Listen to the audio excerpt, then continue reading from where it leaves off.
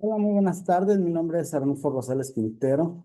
Soy profesor del Tecnológico de Tuxtla Gutiérrez y el día de hoy les voy a platicar un poquito de teoría de soluciones, que es parte de los cursos de termodinámica y en particular del modelo de actividad de Van Laer. Bien, entonces cuando tenemos una solución asumimos que es una mezcla homogénea. Entonces, el constituyente que está en mayor cantidad, usualmente en muchos casos es el agua, se denomina disolvente, mientras que lo que está en menor cantidad se denomina soluto, ¿no? Pues cuando nosotros mezclamos dos sustancias, nosotros esperamos que la suma de los volúmenes de cada una de las sustancias sea equivalente a lo que mezclamos originalmente. Entonces, muchas veces se ha observado en el laboratorio que esto no sucede, ¿no? ¿Por qué? Porque una solución real, el volumen de la mezcla no siempre es la suma simple de sus componentes. Puede haber una pequeña disminución o un aumento, como se suele observar en las mezclas de etanol y agua, ¿no? Ujú. Y esto se debe principalmente a los puentes de hidrógeno o a las interacciones moleculares que hay entre cada una de las soluciones. Es decir, en el agua y el agua, pues hay interacciones ligeras y en el etanol sí. Sin embargo, al mezclarlos, pues se forman puentes de hidrógeno entre estas dos sustancias y hace que el empaquetamiento en este caso sea mayor que en lo que si estuvieran libres las dos sustancias. Entonces, esto hace que el volumen que obtengamos final no sea exactamente igual al volumen que teníamos originalmente, ¿no? Por eso cuando nosotros definimos lo que es una solución ideal, asumimos que el volumen del mezclado es cero, es decir, que el cambio en el volumen de la mezcla es cero. Si esto no es cero, pues es una solución no ideal. Y que el calor de los mezclados el calor de mezclado de los componentes puros es cero, es decir, yo los mezclo y no hay algún tipo de calentamiento o incremento, lo cual no puede suceder en soluciones reales, ¿no? Soluciones donde ya tenga yo interacciones moleculares, como en este caso, ¿no? Entonces, esto tiene particular importancia en el equilibrio de fases, ya que esto nos va a llevar a formaciones de sistemas complejos, como pueden ser la formación de azeótropos. Y entonces lo que nosotros tenemos que tener es un conocimiento de la estructura molecular de los líquidos, ¿no? Es decir, dice empaquetamiento y ordenamiento en el espacio, ¿no?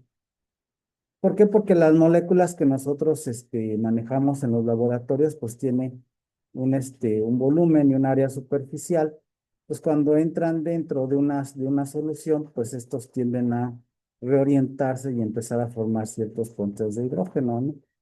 Entonces, por ejemplo, en estos casos que yo tengo acá, que es un alcohol y una amina, entonces, pues las moléculas se van a orientar hacia tener este, la menor distribución de cargas, ¿no? Es decir, que la carga se distribuye adecuadamente y no hay interacciones entre ellos, ¿no? Entonces, interacciones severas entre los enlaces, ¿no?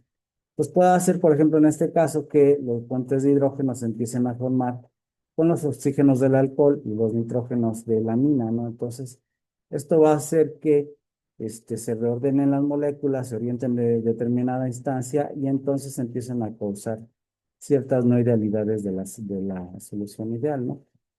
Dice, en segundo lugar, se debe encontrar una forma representativa para representar cuantitativamente la naturaleza de las interacciones, e incluso en moléculas del mismo tipo. Como podemos ver acá en esta molécula, tenemos que es del agua, tenemos una polaridad. Esto es porque el oxígeno atrae el electrón del hidrógeno y entonces se forma un momento bipolar neto, ¿no?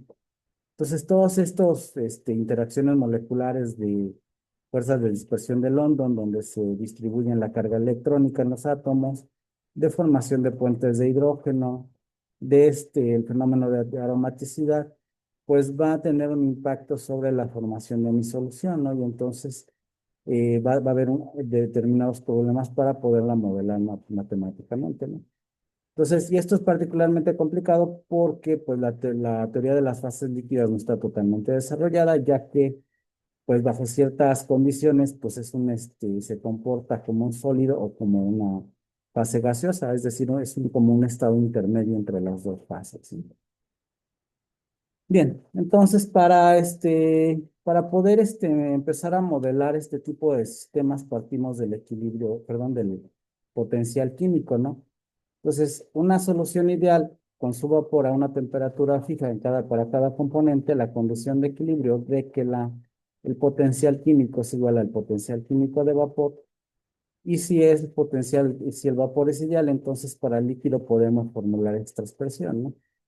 Que es el potencial químico de la fase líquida es igual al un potencial químico estandarizado, es decir, de una fase como un punto de referencia, más RT, que es la constante de los gases por la temperatura por el logaritmo de la concentración en X, ¿no? Entonces, para una solución irreal, para una solución real se va a utilizar la actividad en lugar de la fracción molar. Entonces, lo que te va a cambiar es que aquí el potencial químico de la solución real es igual al mismo potencial estándar, que es el de base, más RT por el logaritmo de la actividad. Entonces, noten que aquí es la fracción molar y aquí es la actividad, ¿no? Entonces, la actividad se define como una concentración efectiva de la sustancia y toma en cuenta las interacciones moleculares de la solución, ¿no? Sí, entonces yo tengo la actividad que es igual a la concentración por el coeficiente de actividad que está, digamos, corrigiendo esta actividad que tiene el compuesto en solución. Si restamos ambas ecuaciones, vamos a tener que esto puede ser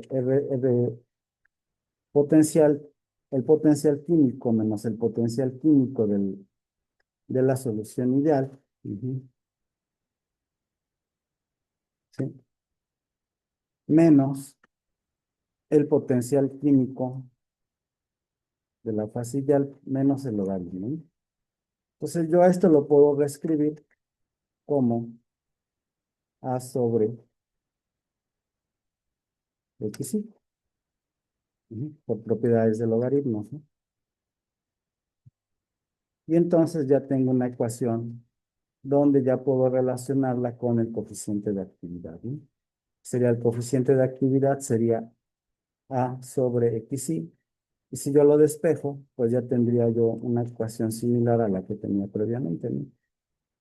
Entonces va a quedar XY, si está dividiendo, pasa a multiplicar. Ujú.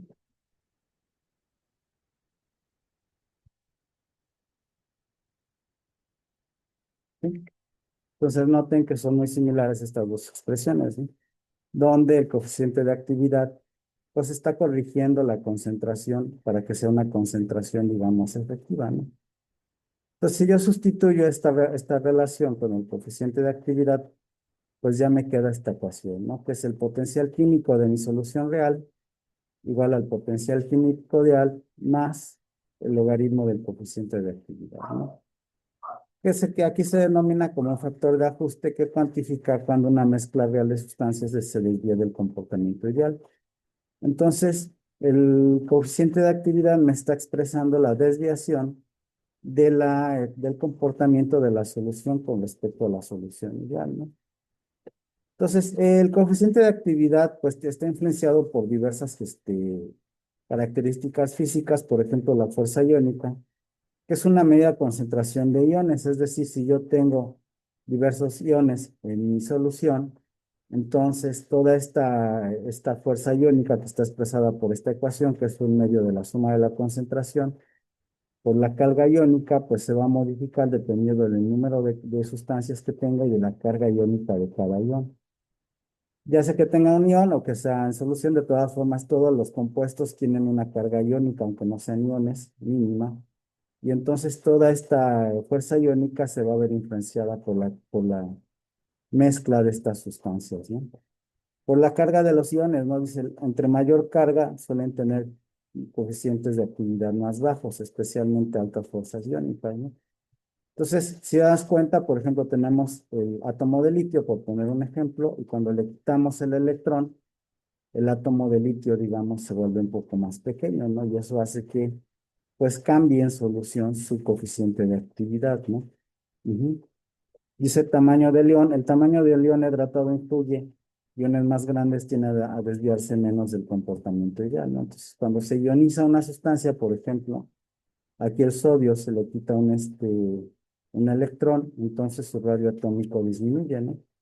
Y lo mismo está para otros, para cuando cuando el cloro es cloro negativo, ujú, se aumenta su radio iónico, ¿no? ¿Por qué? Porque su radio atómico, porque su volumen molecular cambia en el momento de que se le agrega o se le arranca un electrón, ¿no? También la temperatura y presión obviamente pueden afectar los coeficientes de actividad y las interacciones moleculares que hay en la solución, ¿no? Por ejemplo, en este caso, aunque son moléculas de la misma especie, al tener una atracción mayor de electrones, en el caso del átomo rojo que hace alusión al oxígeno, y en el caso del átomo más pequeño que hace alusión al hidrógeno, puede haber una interacción por los electrones libres o simplemente por la polaridad de la molécula. Entonces, el coeficiente de actividad pues se ve influenciado por la naturaleza química de los compuestos que están en mi solución. Ujú.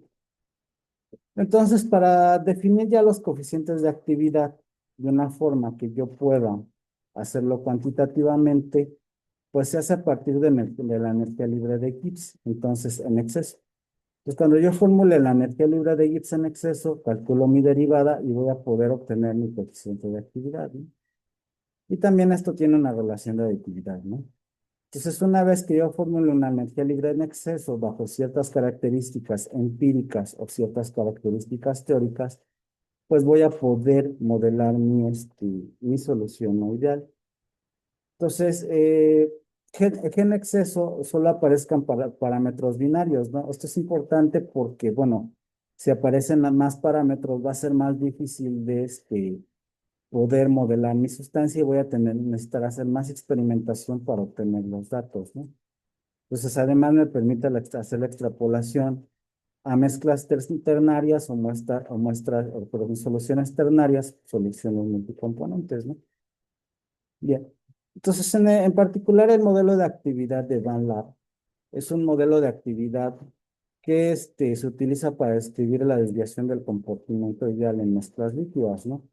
Originalmente se formuló a partir de la ecuación de Van der Waals. Sin embargo, no tuvo éxito esta formulación, que es la que está aquí abajo, ¿no? Donde las raíz cuadrada de A sobre B y raíz cuadrada de A sobre B son dos parámetros de la ecuación de Van der Waals que hacen alusión a la atracción molecular A entre dos compuestos y al volumen excluido de los otros componentes, ¿no? El volumen de empaquetamiento, ¿no? Entonces, dado que esta no funcionó, sin embargo, sirvió de base para poder formular la ecuación de Van der Waals de esta forma, donde QDIS es un parámetro que representa volúmenes efectivos o secciones eficaces de las moléculas, ¿no? Es decir, que esta Q es la interacción con respecto a otras moléculas, ¿no? Es como que la influencia que tiene el volumen molecular con respecto a otra molécula, ¿no? Ujú. Entonces, esto se refiere a volúmenes moleculares, ¿no? Entonces, ya englobando esta alfa por Q en una A12, por ejemplo, ujú, podemos obtener la ecuación este, de Van Laar, ¿no? Ujú. Si yo en este caso, ujú, para esta G de exceso, sustituyo A por este valor, ujú, entonces me va a quedar de esta forma, ¿no? Y eliminando mi alfa 12. Y entonces para el otro caso sería A21, ¿no? Ujú, 2, 1. Y aquí sería A21, ¿no?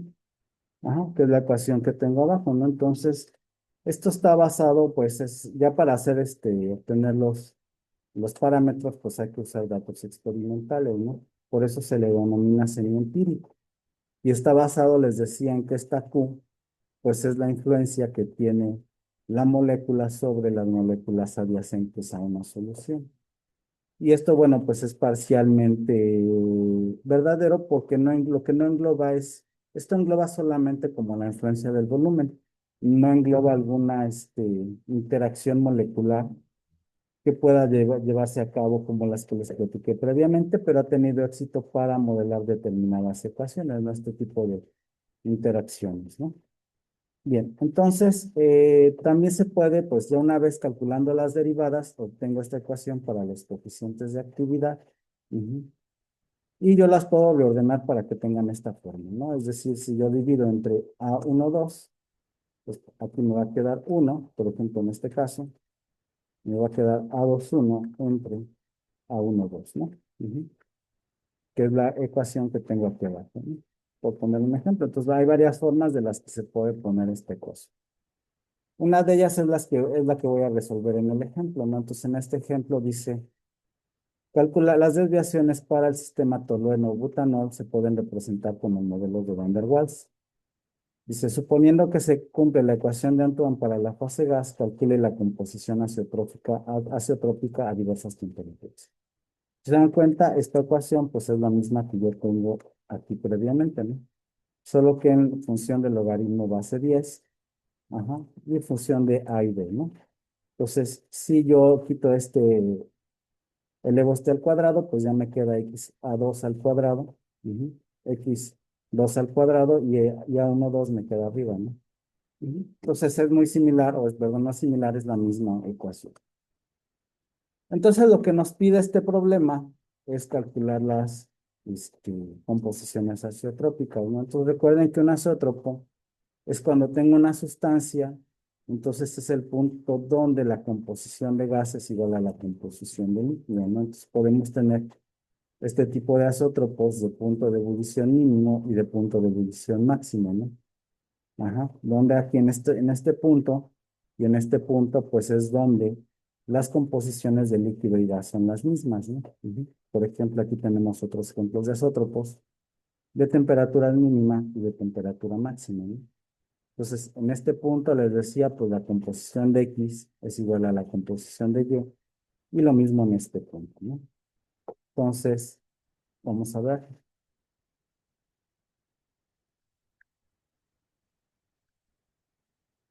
Dice, un azeótropo es una mezcla de dos o más líquidos que se comportan como una sustancia pura. Es decir, hierve a una temperatura constante y mantiene la misma proporción en la fase líquida como en la fase vapor. Entonces, lo que voy a hacer es calcular la composición azeotrópica, ¿no? Me dan los coeficientes de actividad, me dan sus constantes para los coeficientes de actividad con la ecuación de Van Laar, y asimismo me dan las presiones de vapor, ¿ok? Bien, entonces, partiendo de la condición de equilibrio termodinámico, vamos a ver condición de equilibrio termodinámico, ujú, que en otras palabras es la ley de Raoult modificada, ¿ok? Vamos a ver, ujú. En otras palabras les decía, esto es la ley de Raoult modificada, ¿no?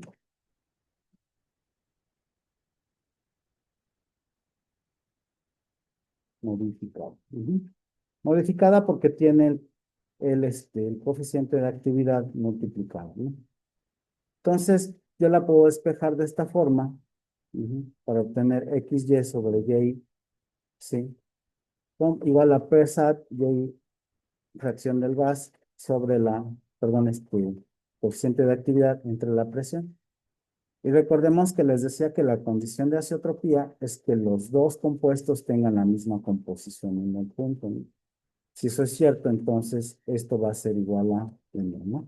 Ujú. ¿Sí? ¿Por qué? Porque en ese punto X es igual a Y. Ujú. Entonces ya la tengo en función de esta forma. Uno es igual a PSAT. Y entonces puedo despejar, ¿no? Es decir, si aquí está dividiendo, ujú, pasa multiplicando, ¿no? Por ejemplo. ¿Sí? ¿Ok?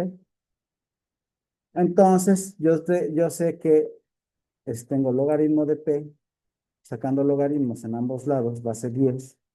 Tengo logaritmo de la presión de saturación del compuesto 1 más el logaritmo de base 10 del coeficiente de actividad 1 igual a el logaritmo base 10 de la presión. Y lo mismo acá. Logaritmo base 10 es igual de la presión, es igual al logaritmo de base 10 de la presión de saturación más el logaritmo base 10 del coeficiente de actividad. Entonces, si yo resto ambas ecuaciones, ajá, restando,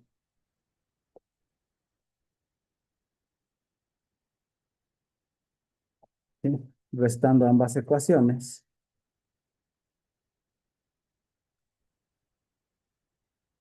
¿No? Restando ambas ecuaciones, tengo que logaritmo de base 10 de la presión menos logaritmo de base 10, pues sería cero, ¿no? Pues me queda igual a logaritmo de base 10, ajá, aquí sería menos, ujú, menos logaritmo de base 10 igual a cero. Ujú, ¿sí? Entonces voy a sustituir los valores que tengo acá, ¿no? Entonces, este es el logaritmo natural base 10 de la presión. Ujú. Tengo mi ecuación de actividad, que sería este logaritmo base 10 del coeficiente de actividad. ¿Ok? Y tengo el logaritmo, otra vez el logaritmo base 10, pero ahora de la sustancia 2, ujú, de la presión de saturación. Y tengo el logaritmo base 10 del coeficiente de actividad. ¿Ok? Entonces se dan cuenta que está en función de la temperatura, la fracción molar 1, la fracción molar 2, temperatura, fracción molar 1 y 2. ¿Ok? Aquí voy a resolver y voy a obtener mi condición azeotrópica. Noten que la fracción molar debe ser mayor que cero, pero menor que 1, ¿no? Esa es la condición. ¿Sí? Entonces, aquí sustituyendo 95 grados centígrados en la temperatura, ujú, noten que ya se redujo mis variables a 2, pero recordando que x1 es igual a x2, perdón, x1 más x2, ujú, vamos a ver acá, es igual a 1, ¿sí? Entonces yo puedo despejar y tendría yo, por ejemplo, que x1, perdón, x2 es igual a 1 menos x1, ¿no? Ujú.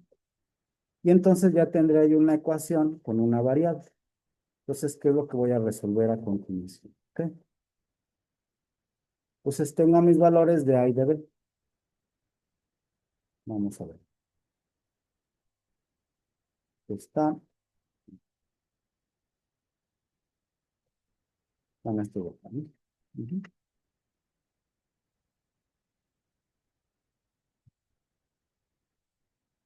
¿Sí? Para la ecuación de Van Laar.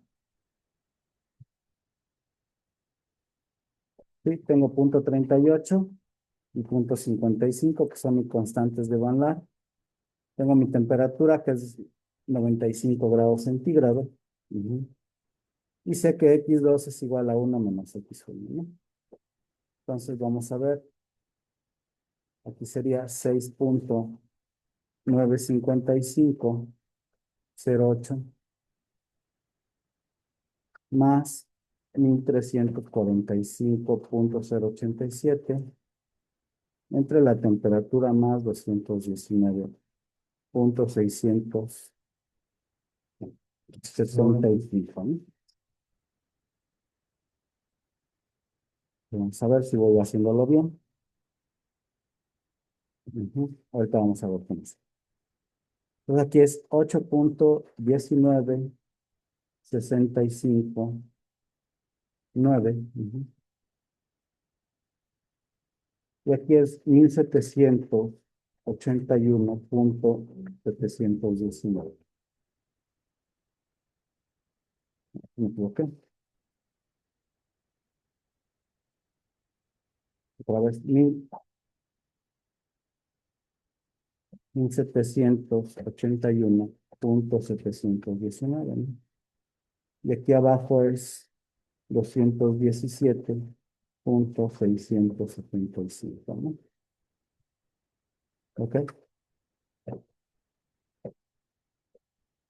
Entonces, pues así se ve mi ecuación. Me faltan los coeficientes de A, de B y la temperatura, ¿no? Entonces vamos a darle desde aquí. Ujú.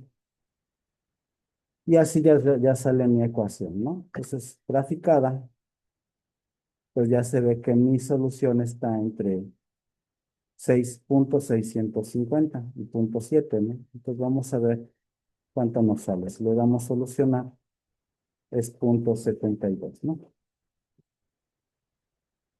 ¿Ok? Entonces, para x igual a 95, mi composición azeotrópica es esta, y para x2 sería 1 menos 0.71. Pues x2 sería 0.27, ¿no? Ujú.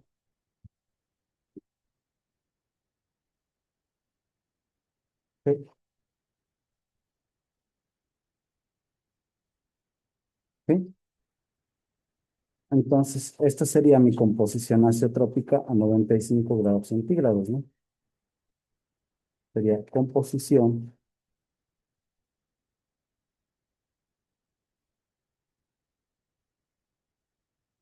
a 95 grados centígrados. ¿Sí? ¿Sí? Y por ejemplo, a 105, entonces como ya lo tengo nada más aquí, vamos a ver a 105. Aquí. O sea, 105, vamos a probar el programa y me sale 0.68, ¿no? Y 0.3, ¿ok? Entonces es 0.68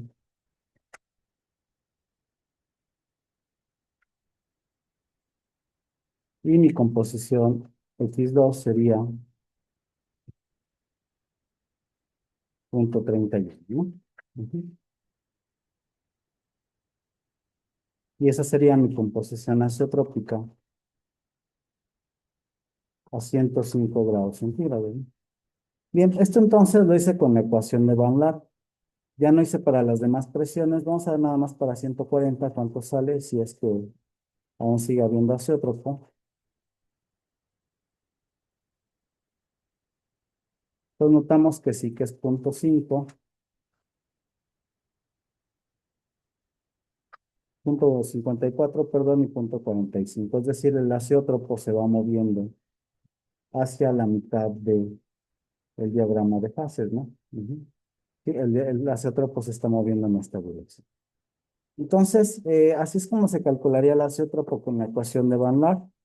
Muchas gracias si llegaron hasta aquí. Entonces, este es el modelo, faltaría estudiar el modelo de NRTL, el Uniquat y el Unifac, ¿no? Y a ver su aplicación al equilibrio vapor líquido con reglas de muestrado de González. Pues les agradezco mucho si llegaron hasta aquí. Muchas gracias. Hasta luego.